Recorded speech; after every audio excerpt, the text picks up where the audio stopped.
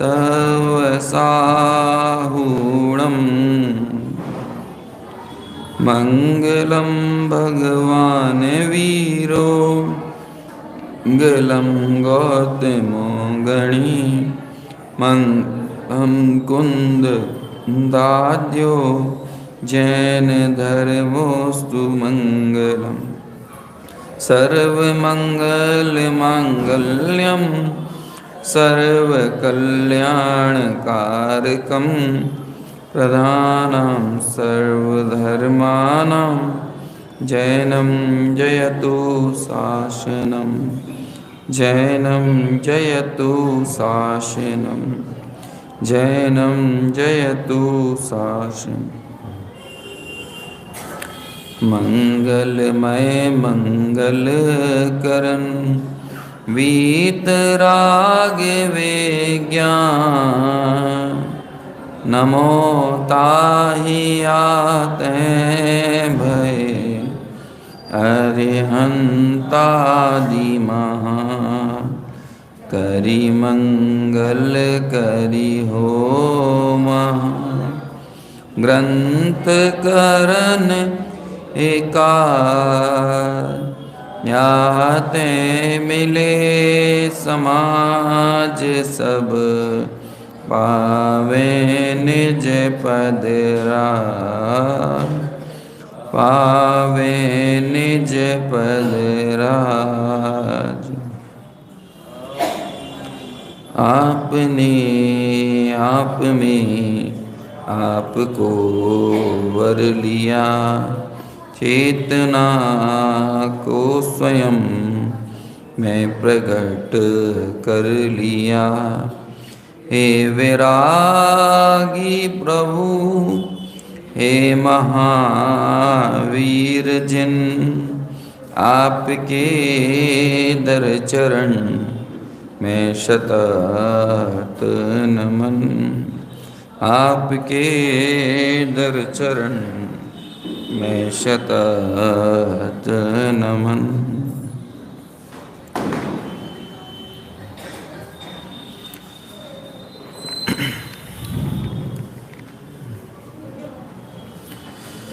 सम्यक्त सन्मुख मिथ्या दृष्टि सातवां अधिकार मोक्ष मार्ग प्रकाशक के आधार से जिस पे अपनी चर्चा चल रही है,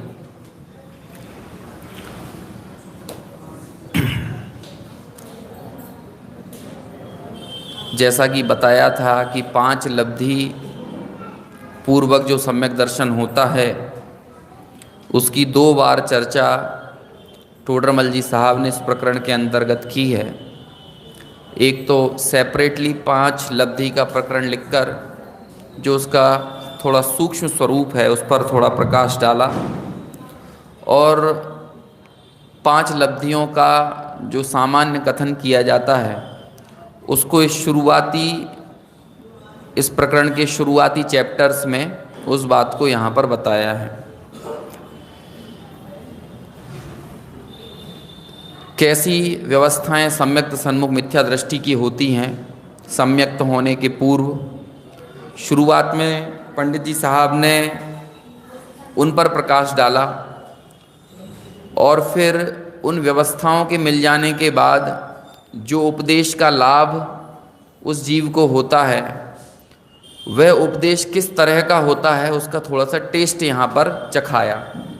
अभी उपदेश तो बहुत है, लेकिन उसमें से मूल प्रयोजनभूत उपदेश क्या है उसको बताया कि भाई प्रयोजनभूत मोक्ष मार्ग, दूसरा देवगुरु शास्त्रादि जीवादि तत्व, ठीक है ना, स्वापर और अपने को अहितकारी हितकारी भाव इत्यादि जो उसे उपदेश मिला। तो इस उपदेश के मिलने के बाद मानो कि उसे कहीं कोई निधि मिल गई हो, और जब उसका शांतिपूर्वक विचार किया तो लगा, तब उसने इस बात को जाना कि अहो मुझे तो इन बातों की खबर ही नहीं। अभी लौकिक में यदि कोई किसी बफे सिस्टम में भोजन करने के लिए जाए और बाहर ही बाहर अफर के खा ले, और बाद में कोई बताए कि वो अच्छी मिठाई तो वहाँ कोने में रखी हुई है ना, तो ही उसे लगे उसे चखे और कहे कि अहो मुझे तो इन बातों की इस डिश की खबर ही नहीं थी। लौकिक में उसे ऐसा लगे, उसे लगा कि हमारा ज़्यादातर टाइम तो यहाँ स्पेंड करना चाहिए था, हमने वो अपना पूरा समय बाहर के नमकीन बमकीन और ये जो ऊपरी ऊपरी चीज़ें खाने में खर्च कर दिया, असली माल तो यहाँ था। अभी बाहर में तो उसको ऐसा लग जाता है, अनेकों बार लग जाता है ना। कोई उसे मन का भोजन दे दे, किसी लड़के के लिए यदि बहू ढूंढ रहे हों और कोई अच्छा सा रिश्ता आ जाए तो उसे लगे कि हाँ यार हमें तो इस बात की खबर ही नहीं थी, अब जैसे भी करके इससे संबंध जुड़वाओ।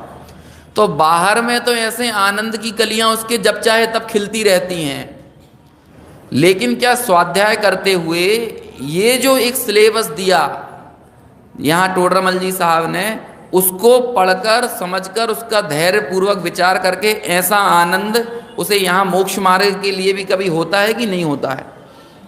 वहाँ उसे लगता है कि अहो मुझे तो इन बातों की खबर ही नहीं, या फिर यहाँ पर सब बराबर करने के चक्कर में ही उलझा रहता है, सब बराबर है, सब बराबर है। तो ये जो आनंद का काम होता है, जिस पे हमने कल बहुत विस्तार से यथा योग्य चर्चा की, ये जो प्रायोगिक लब्धि में होने वाले कार्य हैं, अभी वो सब कार्यों को करने वो नहीं जाएगा, है ना, कि कर्मों की स्थिति के खंड जो है, समूह का समूह जो है वो घट जाए, अनुभाग जो है उनका वो समूह का समूह कम हो जाए। तो अभी वो अलग अलग उन कर्मों में वो काम करने के लिए नहीं जाएगा। लेकिन जो यहाँ पर जो आनंद की कलियां उसकी खिली हैं, इस आनंद के बल पर ही उसको कहते हैं कि ये जो कार्य है, ये जो आनंद किसके बल पर हुआ, जब उसे उपदेश का लाभ हुआ और उस उपदेश का लाभ होकर उसका धैर्य से विचार किया, तब विचार करके उसको लगा कि अहो मुझे तो इन बातों की खबर ही नहीं, मैं तो प्राप्त पर्याय में तन्मय होकर, है ना, तन्मय हुआ, परंतु इस पर्याय की तो थोड़े ही काल की स्थिति है तथा यहाँ मुझे सर्व निमित्त मिले हैं। और अब उसे ये लगा, अब उसे एक कृतज्ञता का भाव आ गया, एक ग्रेटिट्यूड का भाव उसके अंदर आया कि अभी मुझे जो यहाँ मिल गया है, ये फिर समझ लीजिए कि ऐसे संसाधन, ऐसे संयोग मुझे कब मिल जाए। क्योंकि लोक बागों का ये रोना बहुत रहता है कि हम भी चौथे काल में हुए होते, हम भी विदेह क्षेत्र में हुए होते। लेकिन जब उसे ये जिनवाणी से जो उपदेश मिला, उसका निर्धार उसने किया, और वो निर्धार करने के बाद जो आनंद आया, तो उसे अब उसे जो मिला है ना, वो मिलना उसको लगा कि अब मेरी जिम्मेदारी बहुत ज़्यादा है। जैसे कोई अच्छा एम्प्लॉय हो, उसको कंपनी पर्याप्त तनख्वाह दे रही है ना, उसके लिए बहुत अच्छी रहने की और अन्य जो क्या कहते हैं होम अलाउंस और सारी चीज़ें दे रही है, तो उसे वहाँ पर एक जिम्मेदारी का बोध होता है कि मुझे ये जितना कुछ मिल रहा है भाई, आज के समय में ये बड़ा मुश्किल है। जैसे हम लोगों को भी जब दूरदर्शन में 1.5 साल तक वर्क फ्रॉम होम करवाया, है ना, और फिर उसके बाद घर बैठे कोई तनख्वाह में कटौती नहीं हुई, तो अपने अंदर से एक ग्रेटिट्यूड का भाव, एक कृतज्ञता का भाव ये आया कि भाई देखो आज सब जगह तो लोगों को नौकरियों से निकाल रहे हैं, कोरोना के काल में उनकी तनख्वाहें कट कर रहे हैं, लेकिन हमको घर बैठे इस विषम परिस्थिति के बीच में भी हमको एक संस्था बिना किसी विकल्प के हमारा संचालन कर रही है। तो हमें एक ग्रेटिट्यूड का भाव आया कि हमें हमारे कार्य के प्रति जिम्मेदार रहना और इसको बेहतर बनाने की किस तरह से चेष्टा करना चाहिए। तो लौकिक व्यक्ति को, कोई भी भला मानुस होगा, उसको ये भाव रहता है, वो कमियां नहीं निकालेगा, वो सिर्फ दोषों पर दृष्टि नहीं रखेगा, उसे जो मिला है उसके प्रति उसे कृतज्ञता का भाव होता है। ऐसे ही जब बाह्य निमित्त देवगुरु शास्त्र का हुआ, उनसे उपदेश का लाभ हुआ, और उस उपदेश का जब लाभ हुआ तो जो उपदेश मिला, उस उपदेश को उसने धैर्य पूर्वक विचारा, और जब उसे ये लगी कि मुझे क्या चीज मिल गई है, जो चीज मुझे मिल गई है, मुझे तो इन बातों की खबर ही नहीं थी, मैं तो किस तरह से गटर में पड़ा हुआ था। लेकिन अब जो उपदेश मिला है, समझ लो कि मुझे ये मरुस्थल से हटाकर ये मुझे नया जीवन देने वाला है, ये मुझे नई जिंदगी देने वाली चीज मिली है। तो जब ये ऐसा उसके अंदर में एक कृतज्ञता का भाव आया, तो उसे क्या लगा कि मुझे जो संयोग मिले हैं वो भाई बहुत दुर्लभता के साथ प्राप्त होने वाले हैं। वो यहां कहा, क्यों, क्या कहा कि अब मुझे सर्वनिमित्त यहां पर मिले, और अब इन निमित्तों का मुझे सदुपयोग करना मेरी जिम्मेदारी है। यदि मैंने इन निमित्तों का सदुपयोग नहीं किया, अभी भी मैं इस बात के लिए रोता रहा कि मैं विदेश क्षेत्र में होता तो ये कर लेता, मैं आचार्य कुंद देव के समय में होता तो शायद मेरे लिए अच्छा रहता। अरे भाई, विदेश क्षेत्र में होते भी तो विदेश क्षेत्र में कोई सीमंदर भगवान के पास ही हो जाते। सीमंदर भगवान के पास ही होते तो उनकी वाणी सुनने तो कईयों लोग जा रहे हैं, लेकिन कितने तत्व का विचार करने के लिए आगे बढ़ रहे हैं। ये समझ लो कि जो विदेह क्षेत्र में होकर भी अपनी पर्याय में तन्मय है, उसके लिए वो विदेह क्षेत्र नहीं, समझ लो वो भरत क्षेत्र का पंचम काल ही है। और जो यहां पर रहकर भगवान की वाणी का निर्धार करके तत्व विचार में संलग्न हो रहा है, उसके लिए यही विदेह क्षेत्र है। इसके अलावा और क्या विदेह क्षेत्र हो सकता है? उसके लिए यही चौथा काल है। अभी चौथे काल में रह के भोगों को पोषने वाले जीव क्या कम होते हैं? समझ में आया? तो अब जब उसके अंदर ये कृतज्ञता का भाव आया, जब उसने तत्व का निर्धार किया, कहते यहां मुझे सर्वनिमित्त मिले हैं, और सर्वनिमित्त मिले हैं तो अब क्या करना है? इसलिए मुझे इन बातों को बराबर समझना चाहिए। अभी फौरी तौर पर ऊपरी स्तर पर समझकर छोड़ देना ये मेरे लिए उचित नहीं होगा। बराबर समझना चाहिए। जो जीवादि तत्व का, स्वापर का, समझ में आया ना, देव गुरु शास्त्रादि का, जिसका भी प्रयोजनभूत मोक्ष मार्ग का जो उपदेश दिया है, उसे बराबर समझना चाहिए। अभी जब बराबर समझने की चेष्टा करे तो उसका कितना उपक्रम होगा, कितना किस लेवल। जब इस बात को लगा कि ये बस यही मेरे पास गोल्डन चांस है।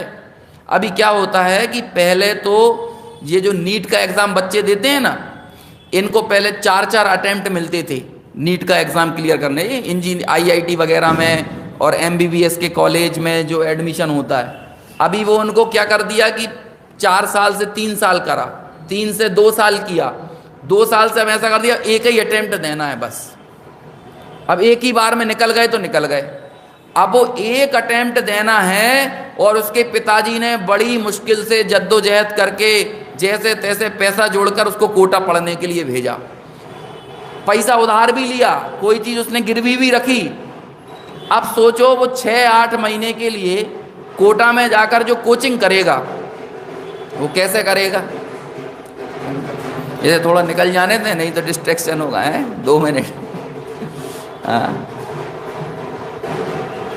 अभी नए मंदिर में ये समस्या नहीं रहेगी।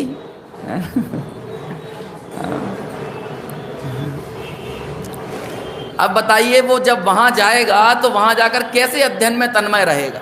यदि वो एक भला पुत्र होगा अपने पिता का, तो उसे जब भी कभी वो प्रमाद करेगा तो प्रमाद करते समय उसे अपने पापा के चेहरे की झुर्रियां नजर आएंगी। उसे लगेगा कि मेरे पिताजी ने किन मुसीबतों के साथ पैसा अरेंज करके मुझको यहाँ पर पढ़ाई करने के लिए भेजा है। समझ में आया? जरा सा भी उसको ये लगेगा कि आज मैं कोचिंग से बंक मार देता हूँ, आज मैं क्लास अटेंड करने नहीं जाता हूँ, तो उसे अपने घर की परिस्थितियां दिखाई देंगी, अपना भविष्य दिखाई देगा, सब चीज दिखाई देगी कि ये जो मेरे लिए चांस है, ये मेरे लिए समझ लो कि अंतिम चांस है।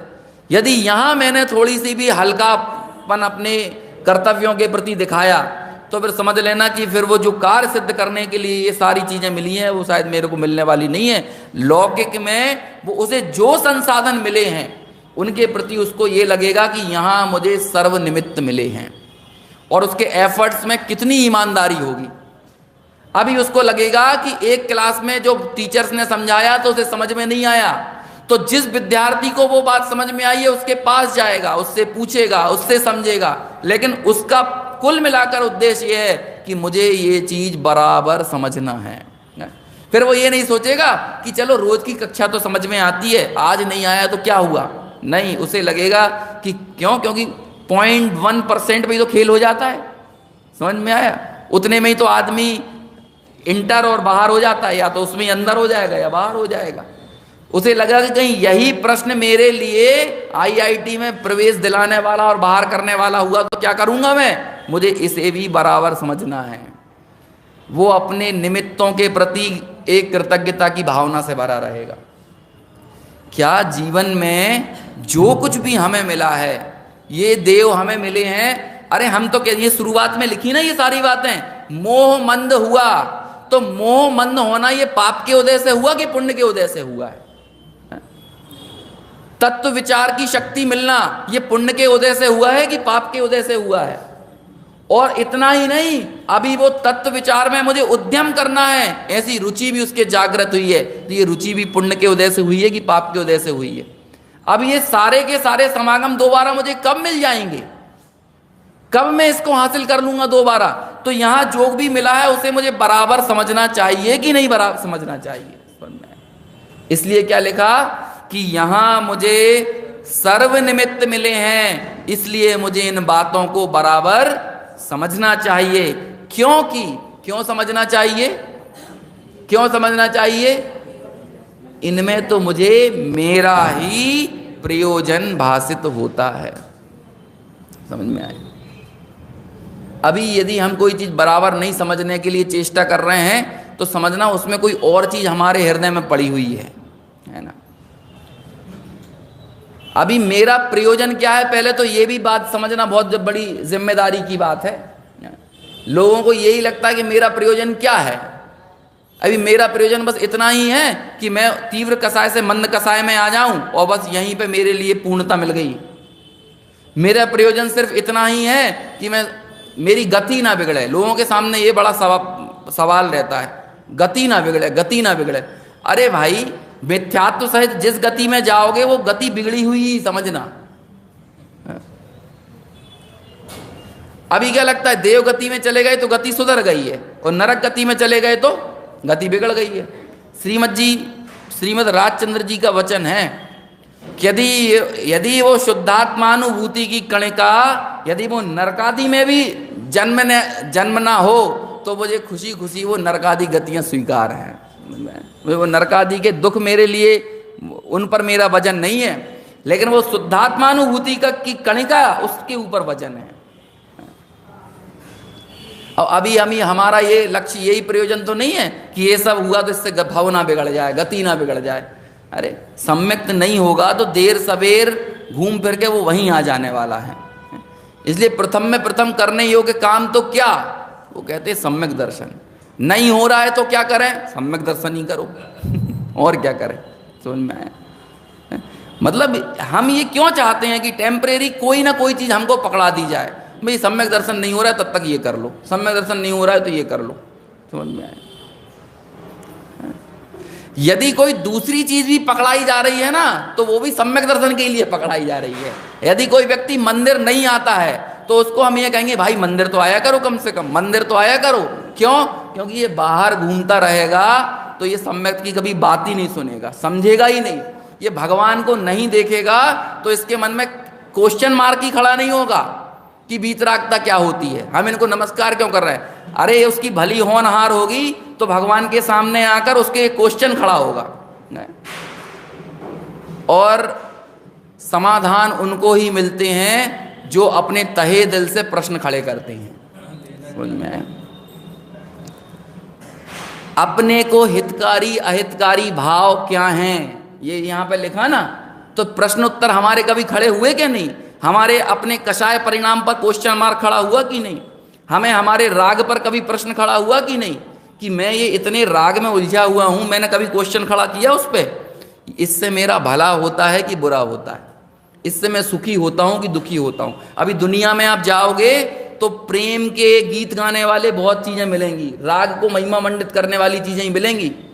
लोग यही बात कहेंगे, भाई पुत्र के प्रति प्रेम हो, देश के प्रति प्रेम हो, पत्नी के प्रति प्रेम हो, परिवार के प्रति प्रेम हो, समाज के प्रति प्रेम हो, और उस प्रेम को ही महिमा मंडित किया जाएगा। आप क्वेश्चन खड़ा करो कि ये जो राग है, ये राग मेरे को हितकारी है कि अहितकारी है, इससे मैं सुखी होता हूं कि दुखी होता हूं। कहीं भी हो, इस जब तक वो प्रश्न खड़ा नहीं होगा। देखो भाई, पेड़ पे से एप्पल सेव फल तो कई लोगों के ऊपर गिरा था, लेकिन जिसने प्रश्न खड़ा किया ना वो न्यूटन बन पाया है। समझ में आया? जिसने ये प्रश्न खड़ा किया कि ये नीचे ही क्यों गिरा, ये ऊपर क्यों नहीं गया, समाधान किसको मिला? अभी हजारों आदमियों पे गिर रहा है। अभी तक क्या कहते हैं, अभी किसी पे एप्पल नहीं गिरा होगा तो अमरूद गिरा होगा, अमरूद नहीं गिरा हो तो आम गिरा होगा, कुछ ना कुछ तो गिरा ही होगा ना। लेकिन कोई शंका पैदा नहीं हुई। लेकिन जिसको शंका पैदा हुई उसने अपना पूरा दिमाग लगा दिया, पूरा जीवन लगा दिया कि ये नीचे ही क्यों गिरा। और जब आप इस शिद्दत के साथ किसी प्रश्न का हल खोजने के लिए तत्पर होते हो, तो बेंसरी की भाषा में कहें तो पूरे ब्रह्मांड को, पूरे यदि उसका उत्तर आपको ना मिले तो पूरे ब्रह्मांड को शून्य होना पड़ेगा। और पूरा ब्रह्मांड आपकी मदद करता है उस उत्तर को खोजने के लिए, है ना। समझ में आया ना, प्रकृति आपकी मदद करती है। लेकिन इधर प्रश्न ही खड़ा नहीं होता, ये हो रहा है तो क्यों हो रहा है। और वो प्रश्न खड़ा हो तो एकांत में जाके विचार हो। समझ में है ना, उस विचार की आगे चर्चा आने वाली है। सबसे ज्यादा जोर तो उसी पर दिया है टोडरमल जी साहब ने। समझ में है, इन बातों को मुझे बराबर समझना चाहिए, क्योंकि इनमें तो मेरा ही प्रयोजन भाषित होता है। ऐसा विचार कर जो उपदेश सुना उसका निर्धार करने का उद्यम किया। अब जो बराबर समझने का काम है वो कैसे होता है, उसके चरण बताते हैं, उसकी स्टेप बताते हैं। देखिए, वहां उद्देश्य, लक्षण निर्देश और परीक्षा द्वारा उनका निर्धार होता है। कौन कौन सी 3 चीजें बताई? उद्देश्य, लक्षण निर्देश और परीक्षा, है ना। अभी देखो, हर चीज का महत्व है, लेकिन सबसे ज्यादा वजन किस पर है ना। हर चीज का महत्व। आप यदि देखो, पहले पढ़ लेते हैं हम। इसलिए पहले तो उनके नाम सीखे, वह उद्देश्य हुआ। क्या है? नाम सीखे। जीवादि तत्व हैं, देवगुरु शास्त्र हैं, 6 द्रव्य हैं, 9 पदार्थ हैं, जो भी हैं, उनका नाम सीखे।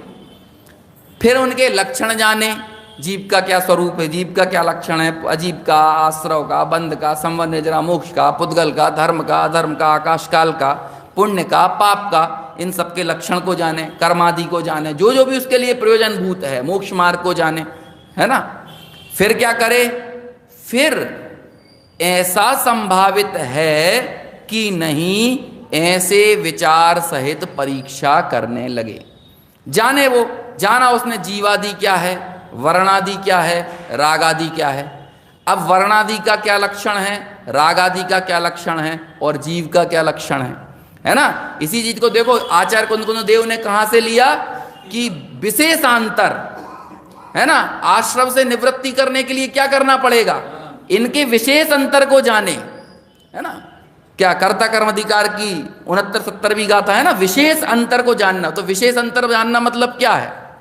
उनके लक्षण को, कि आश्रव का क्या लक्षण है और जीव का क्या लक्षण है। तो जब वो लक्षण को जानने के लिए आगे आया तो क्या हुआ कि ये मेरे स्वभाव से विपरीत हैं, अशुचि हैं, अनित्य हैं, इस तरह से उनके लक्षण जानेगा। और मैं कैसा हूं, कि मैं स्वभाव से सहित हूं, शुचि हूं, समझ में आया ना, नित्य हूं। ऐसा मेरे में और इन आश्रमों में अंतर है। तो इस आश्रव रूप में नहीं हूं, इस प्रकार के विचार में वो प्रवृत्त हो सकता है। लेकिन पहले क्या किया उसने? यदि नाम ही ना जाने तो लक्षण तक कैसे पहुंचे। जो मैंने एक दिन बात कही थी ना, कि समझ में नहीं आ रहा है तो रट लो। क्यों?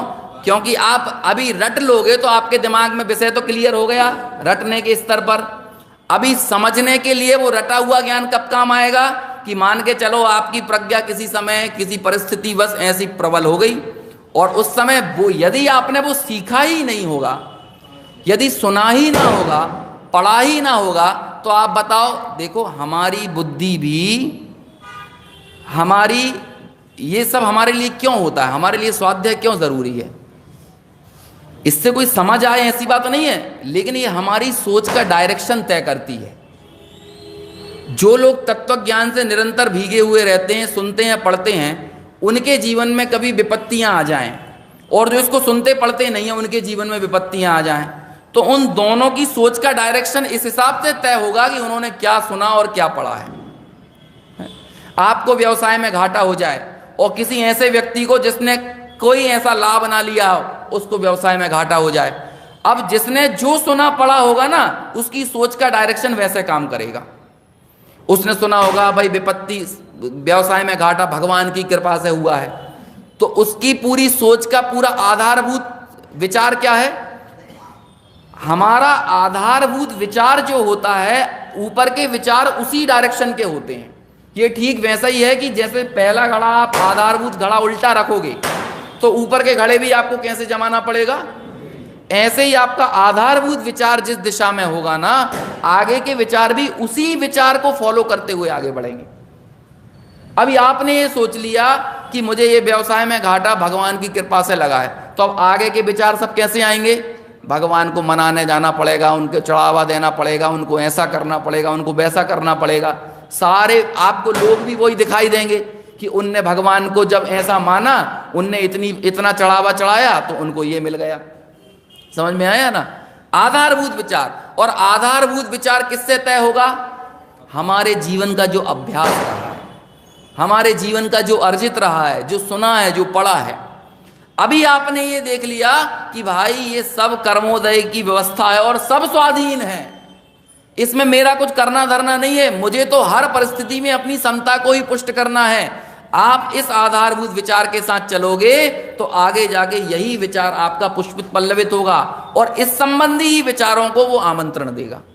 समझ में आया? ये किसके बल पर मिलेगा? स्वाध्याय के दम पर, अभ्यास के बल पर। यदि आपने पढ़ा ना हो, सुना ना हो, सीखा ना हो, तो फिर बताइए कैसे संभव हो सकता है? इसलिए नियमित अभ्यास का हमको जिस प्रकार भी बने, हमें पढ़ने की आदत डालना चाहिए। सुनना भी अच्छी बात है, लेकिन सिर्फ सुनने तक केंद्रित ना रहे। समझ में आया? क्यों? क्योंकि यदि हम सिर्फ अन्य के भरोसे पूरी तरह डिपेंडेंट हो जाएंगे तो हर व्यक्ति के चिंतन के अनुसार अपना चिंतन बनाना, ये चिंतन की परतंत्रता है, ये विचारों की परतंत्रता है। समझ में आया? हमें आगम के अनुसार स्वयं अभ्यास करके यदि हम स्वयं को इस तरह से पोषित करेंगे ना, तो वो जो चिंतन की धारा रहेगी वो फिर किसी और, आज मान के चलो आप एग्जाम्पल के लिए आप मुझसे प्रभावित हुए, अभी कल को बोलने बताने वाला, युक्तियों से समझाने वाला कोई और दूसरा मिल जाएगा तो आप उससे हो जाओगे, कोई और तीसरा मिल जाएगा तो उससे हो जाओगे। क्यों? क्योंकि आपका चिंतन वक्ताओं का परतंत्र हो गया है। और यदि ऐसा रहेगा तो वक्ताओं की परतंत्रता जो है वो आपकी नैया को खेने वाली नहीं है। ये किसी का सुनना समझना हमारे लिए प्रारंभिक स्तर पर प्रेरक की भूमिका निभा सकता है, लेकिन उसके बाद अपने चिंतन को मजबूती देने के लिए हमें स्वयं का अभ्यास करने की बहुत आवश्यकता है। और ये प्रवृत्ति धीरे धीरे खत्म होती जा रही है। अभी यूट्यूब के जमाने में तो और खत्म होते जा रही है। समझ में आए? ये बहुत समझना कार्यकारी हमारे लिए है, यथा योग्य कार्यकारी है, लेकिन उसके ऊपर अत्यंत निर्भरता ये हमारे लिए घातक भी सिद्ध हो सकती है। तो इसलिए अपने स्वयं के अभ्यास को ये दे रहे हैं ना जो बात। आज लोगों को मूल पढ़ने की आदत नहीं है, मूल गाथाओं को नहीं पढ़ते हैं। आज हम ये देखते हैं कि उसके विषय में कहीं कोई व्याख्याएं आई हो, उनको पढ़ते चले जाएं। समझ में आए ना? तो ये हर जगह एक, यदि कहीं कोई व्याख्याएं आती हैं वो अपने एक जनरेशन गैप के साथ आती हैं। हम शुरुआती स्तर पर उन व्याख्याओं से उस विषय को समझें, लेकिन मूल को भी तो पढ़ें।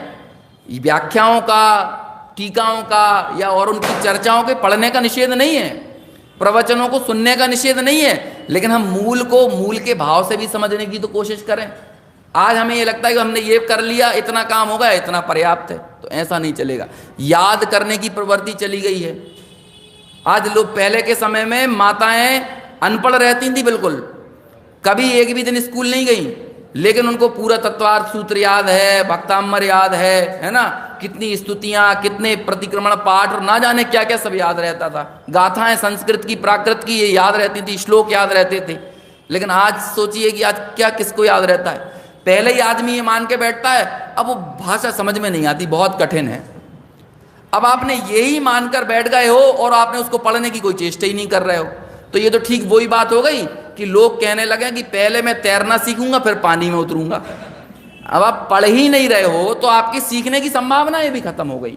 आप पढ़ने ही नहीं जाना चाहते हो तो आप कब प्राकृत सीखोगे? कब आपका सीधे आचार्य से कनेक्शन होगा? समझ में है ना? तो बड़ा आश्चर्य लगता है कि आज लोगों को प्राकृत भाषा पहले ही उससे कंटाला आ जाता है, लोगों को उसको स्किप कर करके पढ़ते चले जाते हैं। हमें सबकी भाषा आ रही है लेकिन माँ की भाषा नहीं आ रही है समझ में, है ना। ऐसी दुविधा की स्थिति हमारी बन पड़ी है। तो लक्षण यहाँ पर दिया ना, उद्देश्य, लक्षण, निर्देश, और तीसरा जो जरूरी है वो क्या है, ऐसा संभावित है कि नहीं, ऐसे विचार सहित परीक्षा करने लगे। मतलब सिर्फ पढ़ के छोड़ दे, सुन के छोड़ दे, इतना ही पर्याप्त नहीं है, बल्कि क्या करे, परीक्षा करे। अब देखो आगे आगे पंडित जी साहब खुद लिखते हैं, वहां नाम सीख लेना और लक्षण जान लेना, ये दोनों तो उपदेश के अनुसार होते हैं। अभी जैसा उपदेश लिखा हुआ है या कहा गया है, बोला गया है, उसके अनुसार ये दोनों काम हो जाते हैं।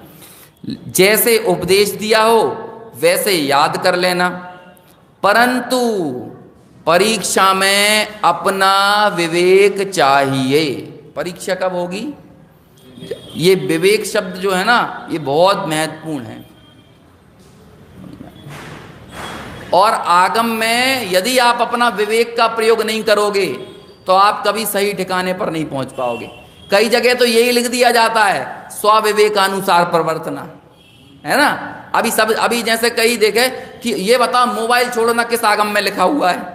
तो अभी इसका कोई आगम प्रमाण मांगने लगे तो अपन तो दे ही ना पाएंगे कि मोबाइल का सीमित प्रयोग करना चाहिए, ये कौन से आगम में दिया है। अभी कई लोगों को रहता है ना ऐसा आगम का आग्रह रहे, और वो कहे बताओ कौन सी गाथा में, कौन सी जगह, कौन से पेज पर लिखा है, तो कहाँ से बता पाओगे भाई। स्वविवेक अनुसार प्रवर्तो, स्वयं विवेक से सोचो। अन्य जिन चीज़ों को छोड़ने के लिए कहा वो क्यों कहा? क्योंकि हमारे उपयोग की बर्बादी होती है। अभी मोबाइल के प्रयोग करने में उपयोग आबाद होता है कि बर्बाद होता है, विचार करना। यदि विवेक के साथ ये काम ना करे, देखिए भला सोचने से भला नहीं होता है। भला सोचने का या सही और गलत का विवेक यदि आपके पास नहीं होगा, दृष्टिकोण नहीं होगा, तो कभी भला नहीं होगा। कौन सी माँ ऐसी है जो अपने बच्चे का बुरा करना चाहती है? सभी भला करना चाहती हैं, लेकिन बच्चे का भला हो जाए ऐसा सोचने से उसका भला नहीं होता है। भला क्या है इसका विवेक भी तो होना चाहिए। अभी ये लगे, अभी लोगों को कहो कि बच्चे हैं, उन्हें जो खाना है वो खाने दो, वो कंदमूल खाते हैं, वो रात्रि में खाते हैं, वो मंदिर नहीं आते हैं। अरे अभी तो बच्चे हैं। अभी ये लगे तो वो बुरा तो नहीं सोचती है माँ, लेकिन भला सोचने का विवेक भी उसमें नहीं है। चाहती तो भला है लेकिन भला सोचने का विवेक नहीं। समझ में आया ना। आप पंडित जी का बुरा तो नहीं चाहते हो, लेकिन जब खाना खिलाने बिठा लोगे तो उन्हें खूब पूड़ी पराठे खिलवा दो, अभी दिन भर वो सोते रहेंगे आपके प्रमाद के कारण। समझ में आया ना। तो ये आपके भला सोचने से भला नहीं हो जाएगा। आपका भला सोचना सामने वाले का उपसर्ग हो सकता है। समझ में आया ना। ये जो भला सोचना है ये अपने आप में राग रूप वृत्ति है। इस राग रूप वृत्ति पर लगाम लगाता है विवेक। समझ में आया ना। तो ये जीवन के हर कदम पर, हर स्थिति में हमारे लिए ये बहुत जरूरी है। भला सोचने से किसी का भला नहीं होता है, भला करने का विवेक होना चाहिए। अपना भी भला सोचने से भला नहीं होता है। भला क्या है पहले इसका विवेक तो होना चाहिए। इसलिए यहां कहा कि परीक्षा करने में अपना विवेक चाहिए, है ना। यदि वो विवेक नहीं होगा तो आप परीक्षा नहीं कर पाएंगे, आप निष्कर्ष तक नहीं पहुंच पाएंगे। वहां विवेक पूर्वक एकांत में अपने उपयोग में विचार करें। देखो आ गया, एकांत में विचार करें मतलब सामायिक को जाए। अभी सामायिक क्या है? सामायिक कोई कोरी क्रिया नहीं है, वही जो स्वाध्याय में अर्जित किया है उसको ही यहां पर तौलना। तभी तो जाकर आचार्य लिखते हैं कि स्वाध्याय छोड़कर सामायिक करो, सामायिक के काल में स्वाध्याय मत करो, मतलब विचार के काल में विचार करो, उस काल में पढ़ने में अपनी बुद्धि जाया मत करो। जो पढ़ा है उसका एकांत में विचार करो, तब आप ये कहोगे कि ऐसा ही है कि नहीं है। ये प्रवृत्ति ऑलमोस्ट खत्म हो गई। और लोगों से कहो अब अकेले में बैठा नहीं जाता।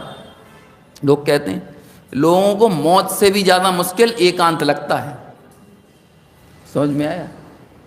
मौत आसान लगती है लोगों को, लेकिन एकांत काटने को दौड़ता है। अभी सबको क्वारंटाइन में समझ में आ गया था, अभी पता चल गया था कि एकांत नहीं चाहिए। भले बाहर निकल के कोरोना की गिरफ्त में आ जाएं और मर जाएं तो मंजूर है, लेकिन आदमी नियम तोड़ के भी बाहर जाना चाहता है। क्यों? क्योंकि अकेलापन उसे मृत्यु से भी ज्यादा भारी पड़ता है। अभी ऐसे बीच में क्यों? अभ्यास नहीं है ना, महफिलों की आदत पड़ गई है, महफिलों में रहना चाहता है, और जब महफिल में नहीं है तो महफिलों का चिंतन करता है कि वो सब लोग थे तो कितना अच्छा था, ऐसे थे तो कितना बढ़िया था, है ना।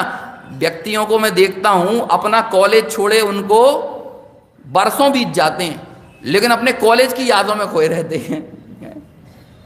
क्यों? क्योंकि वो एक अलग एक महफिल का जो आभा मंडल है ना, वो बड़ा भस्मीभूत करने वाला है लोगों के लिए, वो बहुत मंत्रमुग्ध करने वाला है, वो चकाचौंध में उलझाने वाला है, तो लोग उसी में डूबे रहेंगे। कईयों बरसों पहले किसी महफिल का, किसी संयोग का वियोग हो जाए, जवानी में बजी हुई तालियां बुढ़ापे में याद आती हैं। समझ में आया? होता है कि नहीं? और ये तालियों की गिजा पर आदमी, गिजा मतलब तालियों की आवाज पर आदमी एक ही जीवन में कई जीवन जी लेता और कई मौतें मर जाता है। समझ में आया ना? क्यों? क्योंकि उसके अंदर एक रस पड़ा हुआ है, और वो ही चीज याद करेगा। कोई आएगा तो वो उसकी चर्चा करेगा। हम कई ऐसे लोग देखते हैं 70, 75, 80 साल के हो गए हैं, और वो अपने दौर की फोटो निकाल निकाल कर दिखाएंगे, देखो मैंने यहाँ पर लेक्चर दिया था, मैंने यहाँ पर भाषण दिया था, मुझे देखो ये राष्ट्रपति से ये सम्मान मिला था, मुझे ये मिला था। अभी वो सारा सम्मान बीते 40 वर्ष हो गए, लेकिन वो जो उसको क्या कहें, वो जो महफिल का जो आभा मंडल है वो उसको छोड़ नहीं रहा है। एकांत में जाना बहुत कठिन लगता है, ये आदत छूट गई है ना। आज सुबह बात आई थी निहाल भाई सौगानी की, वो शादी का माहौल घर में है, लेकिन वहां भी एकांत तलाशा करते थे।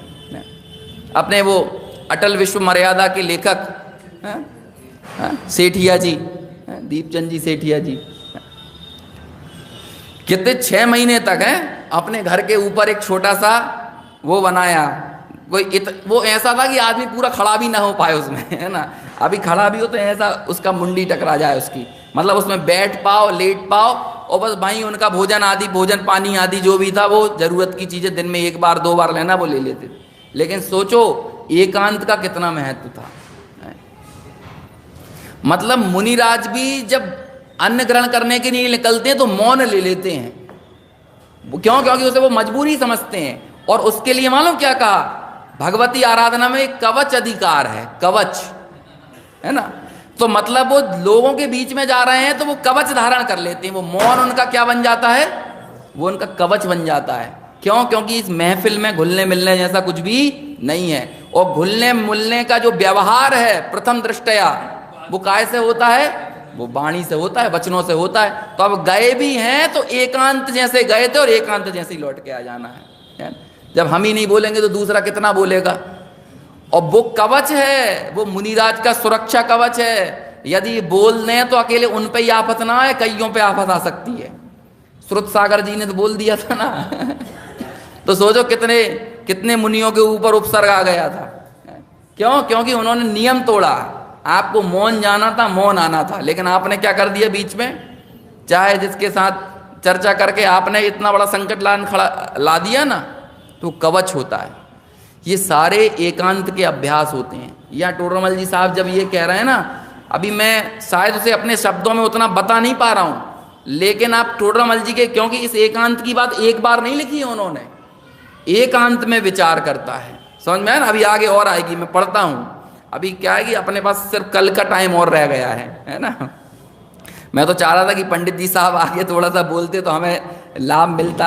अभी तो मेरे लिए बड़ी कठिन काम है कि बचपन से जिनको सुना है ना, जिनके भजन सुने, जिनके प्रवचन सुने, उनके सामने कुछ बोलना समझ में आया। तो ऐसा जो एकांत में विचार करने की जो बात कही है ना, वो बहुत महत्वपूर्ण है।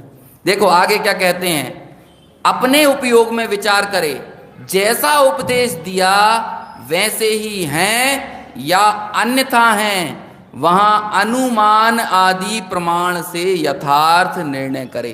भाई जो उपदेश दिया वैसे ही है कि नहीं। यदि हम परीक्षा करने में क्या चतुर नहीं होंगे तो फिर हमें तो जहां का जो कुछ भी उपदेश मिल जाएगा और वो परीक्षा रहे धर्मधारक व्यवहाराभासी जैसी स्थिति बन जाएगी क्या? नहीं। अभी तो वो तो कहते हैं वो परंपरा से चली आ रही चीजें हैं। ये तारण समाज के मंदिर विधि में एक लाइन पढ़ी जाती है, परंपरा यह धर्म है और केवल भाषित सोए, है ना। क्या पढ़ा जाता है? परंपरा यह धर्म है। अभी कई लोग उसको ही पकड़ लेते हैं, भैया वो परंपरा है ना, बस वही धर्म है, आम नाय के अनुसार चलना चाहिए, अपनी आम नाय के अनुसार चलना चाहिए। अरे भाई आगे भी तो पढ़ो क्या लिखा है, केवल भाषित सोए। तुम अपनी आम नाय को केवल से, तुम केवली से तो मिलाओ, केवल ज्ञान से तो मिलाओ, केवली से वो आमना या परंपरा मिल रही है कि नहीं, समझ में आया? यदि केवली से मिलाओगे तो उसके लिए परीक्षा करना जरूरी है, परीक्षा करने जाओगे तो एकांत में विचार करना जरूरी है। लेकिन आज के समय में फुर्सत किसको है एकांत में विचार करने की, परीक्षा करने की? क्या करेंगे? जो है इतना दिमाग हमें नहीं लगाना है, जो चल रहा है वो बस चलते रहे। और ये सबके साथ है ये बात।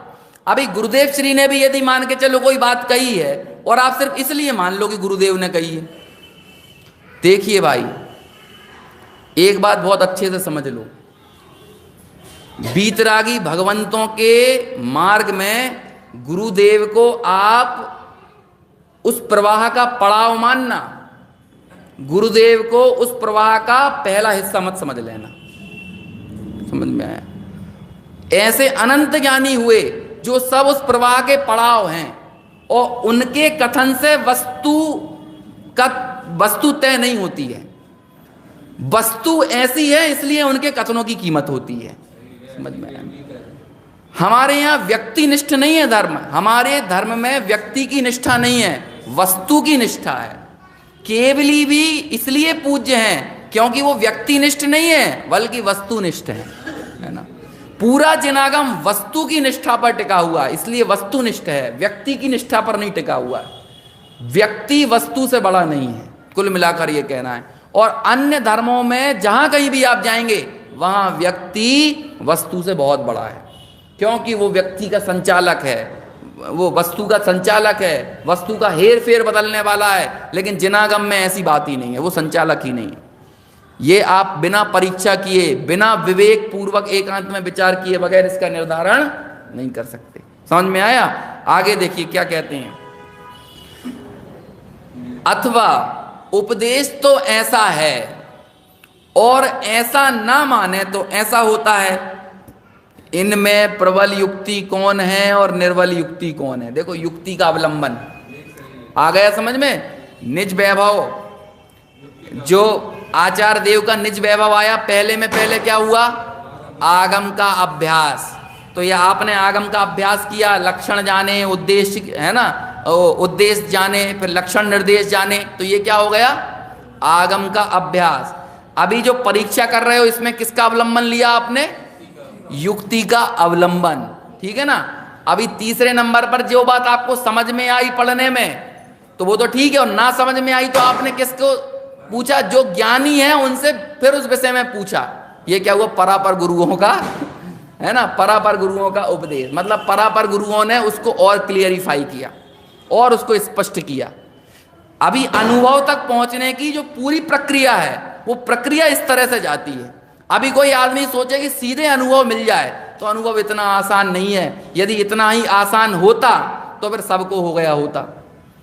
समझ में आया ना? अनादिकाल से हो गया होता, लेकिन इतना कठिन भी नहीं है कि हो ना पाए।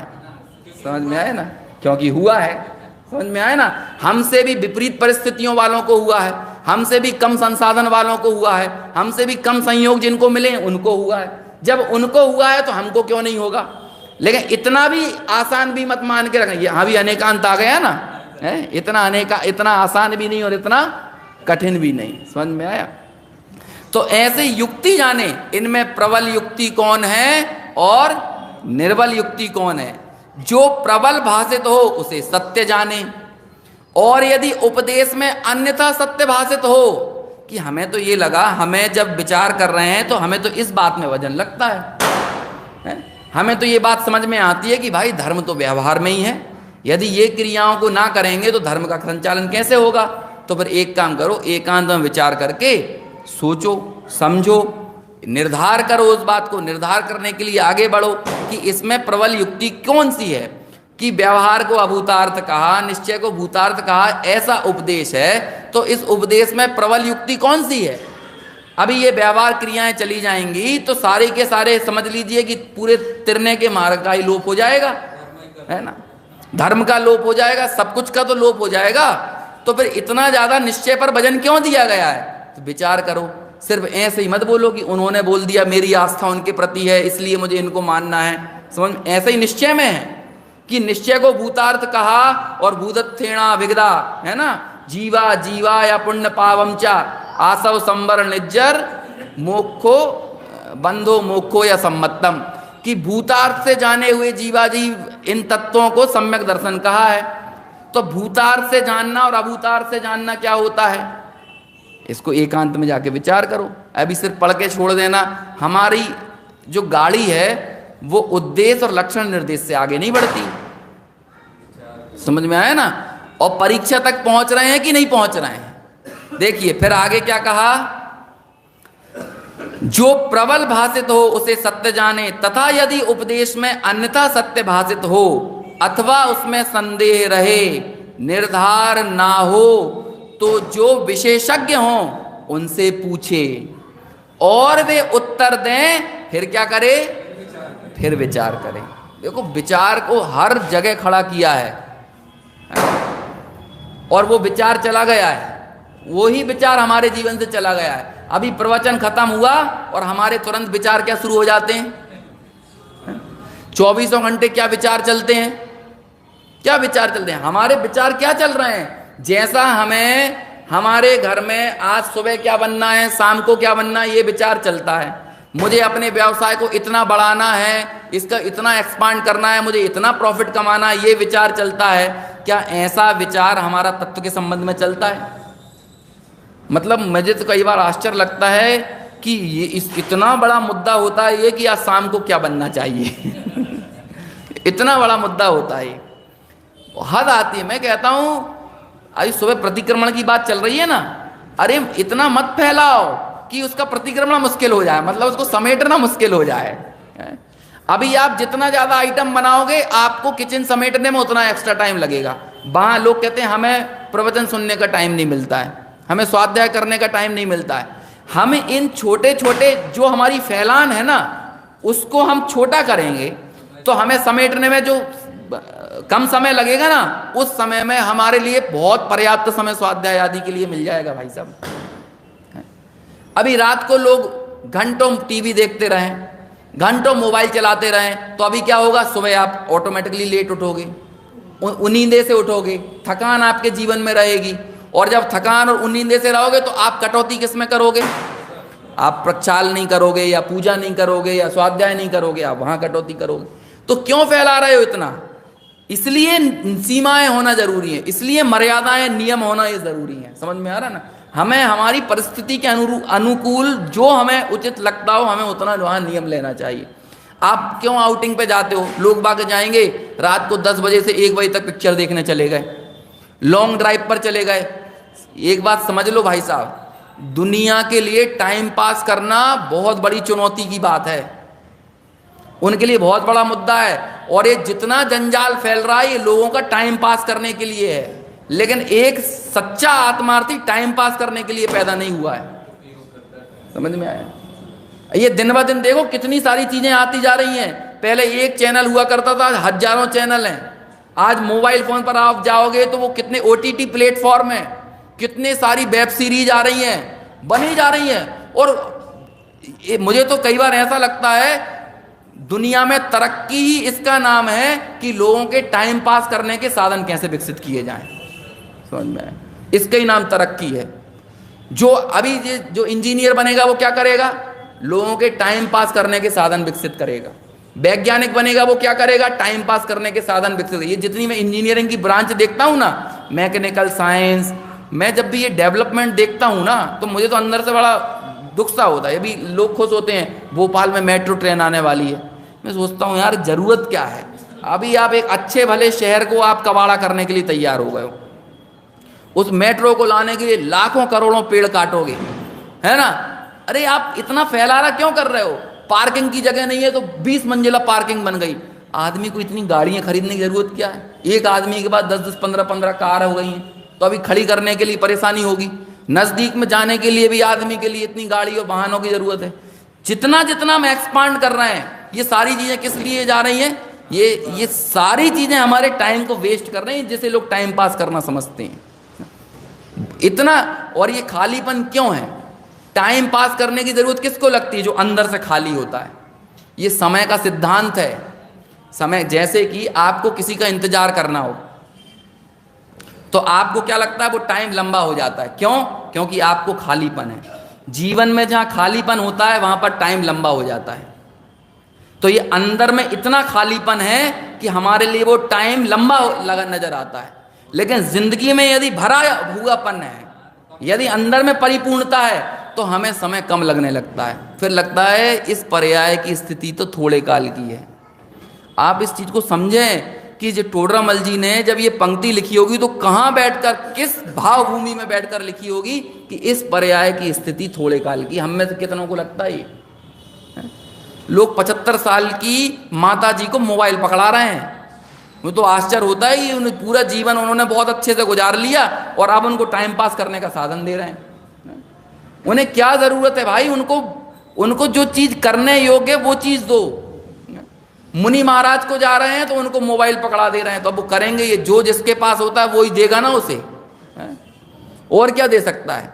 जिनके पास ज्ञान की निधियां होती हैं वो ज्ञान देते हैं, जिनके पास ये विषय भोगों के संसाधन होते हैं वो चीज देते हैं, वो यही तो काम करेंगे। अब जब इतने सब चीजों के लिए हमें बहुत समय मिलता है, लेकिन यदि कोई कहे कि एकांत में बैठकर विचार करो तो समय नहीं है। क्यों फैलाया? क्यों है? क्यों इतना फैलाया है? सम्य काम समेटो, चरणानुयोग हमारे द्रव्यानुयोग के विचार करने में कार्यकारी बनता है यदि चरणानुयोग का पालन अच्छे से हो। और मुझे तो आज दोपहर में ऐसा चिंतन ऐसे ही लगा दिमाग में कि आज शारीरिक बीमारियों की वजह जीवन से चरणानुयोग गायब होना है और मानसिक बीमारियों की वजह जीवन से द्रव्यानुयोग गायब होना है। समझ में आया ना? आज सारी बीमारियां आपका आमंत्रण चरणानुयोग के पालन न करने के कारण हो रहा है। और द्रव्यानुयोग मतलब तत्व विचार नहीं है, तत्व चिंतन नहीं है, ये लोगों के मानसिक बीमारी के कारण है। लोग डिप्रेशन में जा रहे हैं। 60% हिंदुस्तानी डिप्रेशन के शिकार हैं। अभी क्यों है? क्योंकि जीवन भर तत्व के लिए कुछ नहीं दिया, जीवन भर जोड़ने में लगे रहे, जीवन भर महफिलें जुटाने में लगे रहे। अब जब आखिर में शरीर और शक्ति साथ नहीं दे रही है तो एक खालीपन महसूस होता है। अधिकार कम हो गया है। अब जब अधिकार कम हो गया है, अभी जीवन भर तो अपना रौब झाड़ते रहे, अभी वो रौब चला गया है तो अब उन्हें लगता है कि मुझे वो चीज मिलना चाहिए, तो सब लुटा लुटा सा उन्हें लगता है, तो वो डिप्रेस होते चले जाते हैं। और बुजुर्गों की हालत सबसे ज्यादा ऐसी होती है। अभी मैं देखता हूं कि तत्वज्ञानी जितने भी मैं बुजुर्गों को देखता हूं उनमें से किसी का भी दिमाग स्थिर नहीं होता है। जो जीवन भर जो स्वाध्याय से जुड़े रहे, तत्व से जुड़े रहे, और जितने लोग इससे दूर रहे हैं सबको वाकई में जो सठियाना होता है ना वो उनको ही होता है, बाकी और के दिमाग व्यवस्थित रहता है। समझ में आया? अभी सामने ही देखे बाबूजी युगल जी 88-89 साल के होकर गए, है ना, 87-88 साल में बिल्कुल आखिर तक ध्रुव की धारा इतनी मजबूत रही, कोई डर नहीं। गुरुदेव श्री का हमारे सामने उदाहरण है। अभी छोटे दादा को देखते हैं, सबको वो दूसरी चीजें भूल जाते हैं लेकिन ये नहीं भूलते। समझ में आया? और भी मतलब ये विद्वानों की बात जाने दीजिए, सामान्य रूप से भी जो जीवन भर तत्व से जुड़ा रहा है उसको कोई ऐसा डिप्रेशन नहीं है। उसके लिए मौत कोई बहुत बड़ी घटना नहीं है। यदि लोगों को मौत से डर लगता है तो समझ लेना अभी हम बाल्य अवस्था में हैं। यदि मौत हमको बहुत बड़ी घटना लगती है तो जिसे जीवन में ये लगता है कि मैंने अपनी मेहनत से पैसा कमाया है, वो समझ लेना अभी बाल्य अवस्था में है। दोनों ही लोग ये समझ लें। समझ में आया? ये सब लोग बहुत बड़े एक भ्रम के साथ जीवन जी रहे हैं। और जैसे तत्व का लाभ होता है ना, टोडरमल जी ने सबसे पहले यही लिखा, मैं भ्रम से भूलकर, मतलब मेरी ये जो तन्मयता चल रही थी वो क्यों चल रही थी? ये मैं भ्रम से भूला हुआ था, इसलिए मैं जो कुछ भी था ना उसमें मैं तन्मय हुआ था। मैं अपने व्यवसाय में तन्मय था, अपने रिश्ते नातों में तन्मय था, अपने घर में, परिवार में, दोस्तों में, जो कार्य मैं करता हूं उसमें मैं तन्मय था। 60 साल के बाद, रिटायर होने के बाद लोगों की हालत खराब हो जाती है, लोगों को जीना मुश्किल पड़ जाता है। ऐसा उन्हें यही लगता है कि जीवन भर, और बड़े बड़े IAS IPS लोगों की जीवन भर उन्होंने एक वर्चस्व का जीवन जिया और आखिर में आकर रिटायर हो गए तो अभी खाली बैठे, अभी उनको वही चीजें चाहिए। मैं ये सारी बातें इसलिए बोल रहा हूं, एकांत में विचार करने की आदत कितनी चली गई है। एकांत में विचार करना हमारे जीवन से गायब हो गया है। प्रचार से ज्यादा विचार की जरूरत है वर्तमान समय में। 8-8, 10-10 घंटे तक लोगों को इतना ऑक्यूपाई रखते हैं कि विचार करने का समय नहीं मिलता है। तत्व प्रचार के नाम पर भी ये सारी चीजें होती हैं। अब अपने बड़े पंडित जी साहब हुए, बाबूजी युगल जी हुए, इसके सख्त खिलाफ हुआ करते थे। समझ में आया? ये देखो टोडरमल जी साहब ने कितना बल दिया है ना। संदेह रहे, निर्धार ना हो तो विशेषज्ञ हों उनसे पूछे, और वो जो उत्तर दें फिर क्या करना है? विचार करना है। मतलब बांचना के बाद विचार करना है, परीक्षणा के बाद विचार करना है। अभी आगे और एक विचार नाम का अंग अपने आप में, अनुप्रेक्षा है ना, वो अपने आप में। और इन 4 अंगों में सबसे प्रबल कोई है तो वो अनुप्रेक्षा ही है ना। मतलब वो अनुप्रेक्षा तो दरअसल हर अंग के बाद चलती है। वाचना के बाद विचार करना, परीक्षणा के बाद विचार करना, आगे ऐसे जब तक निर्धार ना हो तब तक प्रश्नोत्तर करता रहे, क्योंकि हमें तो सच्चा निर्धार करना है ना। अथवा समान बुद्धि के धारक हों, उनसे अपना विचार जैसा हुआ हो वैसा कहे, और प्रश्नोत्तर करके, परस्पर चर्चा करके पंडित जी साहब ने रहस्यपूर्ण चिट्ठी में लिखा कि साधर्मियों को क्या चाहिए है? ऐसी तत्व विचार है ना, तत्व की चर्चा करने वाले इस काल में बिरले ही हैं, और साधर्मियों को और क्या चाहिए? हाँ, समझ में आया? वो रहस्यपूर्ण चिट्ठी को पढ़ते हैं तो पंडित जी की तो महिमा आती ही है, लेकिन वो जिन्हों के प्रश्नों से वो चिट्ठी लिखाई है, मुझे उन साधर्मियों की भी बड़ी महिमा आती है। सोचो तो सही, उनका विचार का स्तर कितना गहरा रहा होगा, तब जाकर उसके निमित्त सोचो एक अच्छे प्रश्न से कैसी चीज मिल जाती है। समझ में आया? एक, और वो प्रश्न बिना विचार के तो उठाना होगा, विचार के बाद ही तो वो उठा होगा ना। तो ऐसा समान बुद्धि के धारक हो, उनसे अपना विचार जैसा हुआ वो कहे, प्रश्नोत्तर करके परस्पर चर्चा करे, और प्रश्नोत्तर में जो निरूपण हुआ हो फिर क्या करे? फिर एकांत में विचार करे। मैंने ये बोला था ना, देखो आप कितना एकांत में विचार है, और हमें कंपैरेटिवली हमें हमारे जीवन को देखना है, इसमें एकांत में विचार कितना है, कितना बिल्कुल खत्म हो गया है भाई साहब। मुमुक्षुपने का चिन्ह है इसको शांति से विचार करना, है ना। अभी आज के समय में भी कोई सामायिक करने बैठ जाएगा ना तो आपको लगेगा कि ये क्रियाकांड में उलझ गया है, जबकि वो स्वाध्याय का ही एक अंग है, वो स्वाध्याय ही फलीभूत हो रहा है। स्वाध्याय बाहर में, स्वाध्याय अंतर में कितना घुला है, इसे नापने के बाहर में पैमाना होता है वात्सल्य कितना हुआ है, बाहर में उसका पैमाना होगा, और अंतर का पैमाना होता है कि वो जीव का सामायिक में चित्त कितना लगता है। समझ में? सामायिक नितांत गोपनीय चीज हो जाती है, निजी चीज हो जाती है, और जो वात्सल्य नाम का अंग है वो व्यावहारिक चीज हो जाती है, बाह्य चीज हो जाती है। समझ में आया? समय हो गया, एक लाइन और पढ़ के बात पूरी करते हैं। इस प्रकार अपने अंतरंग में जैसा उपदेश दिया था वैसा ही निर्णय होकर भाव भाषित हो तब तक ऐसे ही उद्यम किया करे। अब इस लाइन में बहुत बड़ी बात कही है। आपको कब तक विचार करना है? जैसा उपदेश दिया है वैसा भाव भाषण होना चाहिए। जैसा भाव भाषण हुआ वैसा उपदेश बदलने मत चले जाना। समझ में आया ना? इसलिए मैं कह रहा हूं कि अनुभव आगम के बाद रखो। क्यों? क्योंकि अपने अनुभव का मिलान आगम से करना है, अपने अनुभव के हिसाब से आगम को नहीं बदलना है। और वो लाइन यहां पर पंडित जी साहब लिखते हैं, क्या लिखा? अपने अंतरंग में जैसा उपदेश दिया था वैसा ही निर्णय होकर भाव भाषित हो तब तक ऐसा ही उद्यम करना है। मतलब पढ़ना है, एकांत में विचार करना है, नहीं समझ में आए तो ज्ञानियों से पूछना है, फिर एकांत में विचार करना है, समान बुद्धि वालों से चर्चा करना है, फिर एकांत में विचार करना है। लेकिन निरंतर ये धारा, एकांत में विचार करना है, पढ़ना है, पूछना है, पढ़ना है, पूछना है, चर्चा करना है, एकांत में विचार करना है। ऐसे एकांत में विचार हमारा प्रबल हो और हम भी उस तत्व का निर्धार करें, इस भावना के